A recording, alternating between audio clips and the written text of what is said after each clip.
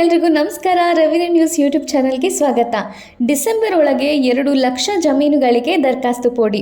ಈ ಬಗ್ಗೆ ಕಂಪ್ಲೀಟ್ ಇನ್ಫಾರ್ಮೇಷನ್ನ ನಾನು ಈ ವಿಡಿಯೋದಲ್ಲಿ ಕೊಡ್ತಾ ಹೋಗ್ತೀನಿ. ಯಾರೆಲ್ಲ ಇನ್ನು ಯೂಟ್ಯೂಬ್ ಚಾನಲ್ಗೆ ಸಬ್ಸ್ಕ್ರೈಬ್ ಮಾಡಿಲ್ಲ ಈಗಲೇ ಸಬ್ಸ್ಕ್ರೈಬ್ ಮಾಡಿ, ಹಾಗೆ ಪಕ್ಕದಲ್ಲಿರೋ ಬೆಲ್ ಐಕಾನ್ನ ಕ್ಲಿಕ್ ಮಾಡಿ. ಇದೇ ಡಿಸೆಂಬರ್ ಒಳಗೆ ರಾಜ್ಯದ ಸುಮಾರು 2 ಲಕ್ಷ ಜಮೀನುಗಳಿಗೆ ದರಖಾಸ್ತು ಪೋಡಿ ನೀಡುವ ಗುರಿಯನ್ನು ಹೊಂದಲಾಗಿದೆ ಎಂದು ಕಂದಾಯ ಸಚಿವರಾದ ಕೃಷ್ಣ ಬೈರೇಗೌಡ ಅವರು ಹೇಳಿದ್ದಾರೆ.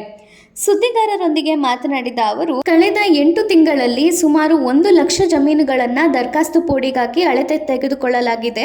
ಮುಂದಿನ ಡಿಸೆಂಬರ್ ಒಳಗಾಗಿ 2 ಲಕ್ಷ ಜಮೀನುಗಳಿಗೆ ಪೋಡಿ ಮಾಡಿಕೊಡಲಾಗುವ ಗುರಿ ಹೊಂದಲಾಗಿದೆ ಎಂದು ಹೇಳಿದ್ದಾರೆ. ರೈತರಿಗೆ ಕಾಂಗ್ರೆಸ್ ಸರ್ಕಾರ ನೀಡಿದ ಸರಳೀಕೃತ ದರಖಾಸ್ತು ಪೋಡಿ ನನ್ನ ಭೂಮಿ ಗ್ಯಾರಂಟಿ ಅಭಿಯಾನ ವೇಗ ಪಡೆದುಕೊಂಡಿದ್ದು, ಈವರೆಗೆ ಕೇವಲ 8 ತಿಂಗಳಲ್ಲಿ 1,09,000 ಜಮೀನುಗಳಿಗೆ ಅಳತೆ ಪಡೆದುಕೊಳ್ಳಲಾಗಿದೆ. ಈ ಹಿಂದಿನ ಸರ್ಕಾರದ ಅವಧಿಯಲ್ಲಿ 3 ವರ್ಷಕ್ಕೆ ಕೇವಲ 5,801 ಪ್ರಕರಣಗಳಲ್ಲಿ ಮಾತ್ರ ರೈತರಿಗೆ ಪೋಡಿ ದುರಸ್ತಿ ಮಾಡಿಕೊಡಲಾಗಿತ್ತು.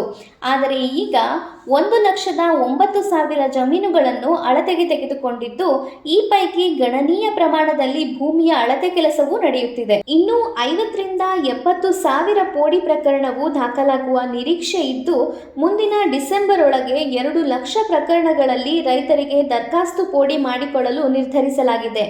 ಈ ಗುರಿ ಸಾಧ್ಯವಾದರೆ ಕನಿಷ್ಠ 7 ಲಕ್ಷ ಕುಟುಂಬಗಳಿಗೆ 30 ಲಕ್ಷಕ್ಕೂ ಹೆಚ್ಚು ರೈತರಿಗೆ ಅನುಕೂಲವಾಗಲಿದೆ ಎಂದು ಮಾಹಿತಿ ನೀಡಿದರು. 3-4 ದಶಕಗಳ ಹಿಂದೆ ರೈತರಿಗೆ ದರಖಾಸ್ತಿನಲ್ಲಿ ಮಂಜೂರಾಗಿದ್ದ ಜಮೀನಿಗೆ ಈವರೆಗೆ ಪೋಡಿಯಾಗಿಲ್ಲ. ಇದರಿಂದ ರೈತರು ಸಾಕಷ್ಟು ಸಮಸ್ಯೆ ಎದುರಿಸಿದ್ರು. ಈ ಸಮಸ್ಯೆಗೆ ಶಾಶ್ವತ ಪರಿಹಾರ ನೀಡುವ ಸಲುವಾಗಿಯೇ ನನ್ನ ಭೂಮಿ ಹೆಸರಿನಲ್ಲಿ ಪೋಡಿ ಅಭಿಯಾನ ಆರಂಭಿಸಲಾಯಿತು. ಈ ಅಭಿಯಾನದ ಅಡಿ ಜನರಾಜಿಗೆ ಕಾಯದೆ, ಮಧ್ಯಮವರ್ತಿಗಳ ಹಾವಳಿ ಇಲ್ಲದೆ ಸರ್ಕಾರವೇ ರೈತರ ಮನೆ ಬಾಗಿಲಿಗೆ ತೆರಳಿ ಪೋಡಿ ಮಾಡಿಕೊಡಲಾಗುತ್ತದೆ. ಹಿಂದೆ ಮಂಜೂರಾಗಿದ್ದ ಜಮೀನಿಗೆ ಪಕ್ಕಾ ದಾಖಲೆಗಳನ್ನು ಅವರ ಕೈಗೆ ಕೊಟ್ಟು ಅವರ ಭೂ ಮಾಲೀಕತ್ವಕ್ಕೆ ಗ್ಯಾರಂಟಿ ನೀಡುವುದು ಈ ಕಾರ್ಯಕ್ರಮದ ವಿಶೇಷ ಎಂದು ವಿವರಿಸಿದ್ದರು. ಹಾಡಿ, ಹಟ್ಟಿ, ತಾಂಡ, ಮಜರೆ ಗ್ರಾಮಗಳಲ್ಲಿ ವಾಸಿಸುತ್ತಿರುವವರು ಸಾಮಾಜಿಕವಾಗಿ ಹಾಗೂ ಆರ್ಥಿಕವಾಗಿ ಸಾಕಷ್ಟು ಹಿಂದುಳಿದವರು. ಆದರೆ ಈ ಗ್ರಾಮಗಳನ್ನು ಕಂದಾಯ ಗ್ರಾಮಗಳಾಗಿ ಘೋಷಿಸದ ಕಾರಣ ದಶಕಗಳಿಂದಲೂ ಅವರು ಮೂಲಭೂತ ಸೌಲಭ್ಯಗಳಿಂದ ವಂಚಿತರಾಗಿದ್ದಾರೆ. ಹೀಗಾಗಿ ಇಂತಹ ದಾಖಲೆ ರಹಿತ ವಸತಿ ಪ್ರದೇಶಗಳನ್ನು ಕಂದಾಯ ಗ್ರಾಮಗಳನ್ನಾಗಿ ಪರಿವರ್ತಿಸುವ ಕೆಲಸವನ್ನು ಸರ್ಕಾರ ಕಳೆದ 2 ವರ್ಷಗಳಿಂದ ಅಭಿಯಾನ ಮಾದರಿಯಲ್ಲಿ ಮುನ್ನಡೆಸುತ್ತಿದೆ ಎಂದು ಸಚಿವ ಕೃಷ್ಣ ಬೈರೇಗೌಡ ಅವರು ತಿಳಿಸಿದರು. ವಿಎನಿಂದ ಸಚಿವರವರೆಗೆ ಈ ಆಫೀಸ್ ಕಡ್ಡಾಯ. ಕಂದಾಯ ಇಲಾಖೆಯಲ್ಲಿ ಪೇಪರ್ಲೆಸ್ ಕಡತ ಮಾಡುವ ನಿಟ್ಟಿನಲ್ಲಿ ಇಲಾಖೆ ಮಹತ್ವದ ಹೆಜ್ಜೆಯನ್ನು ಇಟ್ಟಿದೆ. ವೇಗ ಹಾಗೂ ಪಾರದರ್ಶಕತೆ ತರುವ ನಿಟ್ಟಿನಲ್ಲಿ ಈ ನಿರ್ಧಾರ ಸಹಕಾರಿಯಾಗಲಿದೆ. ಕಂದಾಯ ಸಚಿವ ಕೃಷ್ಣ ಬೈರೇಗೌಡ ಅವರು ಈ ಕುರಿತಾಗಿ ಮಾಹಿತಿಯನ್ನು ನೀಡಿದ್ದಾರೆ.